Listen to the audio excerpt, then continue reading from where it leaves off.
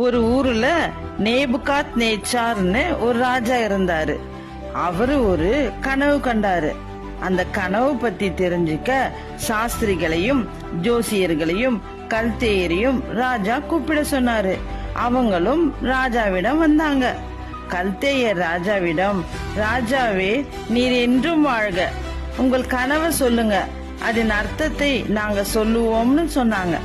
ராஜா முதல்ல நான் என்ன கனவு கண்டேன்னு சொல்லுங்கன்னு சொன்னாரு.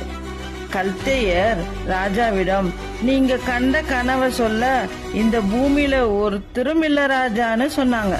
உடனே ராஜாவுக்கு ரொம்ப கோபம் வந்துச்சு. பாபிலோனில் உள்ள எல்லா ஞானிகளையும் கொலை செய்ய கட்டளையிட்டாரு. தானியேல் ராஜா கண்ட கனவு பத்தி தேவனை நோக்கி ஜெபிச்சாரு. தேவனும் தானியேலுக்கு கனவை வெளிப்படுத்தினாரு.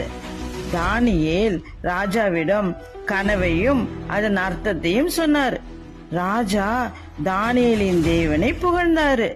பரிசுகளையும் காணிக்கைகளையும் உயர்ந்த பதவியையும் தானியேலுக்கு கொடுத்தாரு. இதுல இருந்து நமக்கு என்ன தெரியுது? தானியேலை போல ஜெபம் பண்ணுகிறவர்களுக்கு தேவன் எல்லா காரியத்தையும் வெளிப்படுத்துவாரு.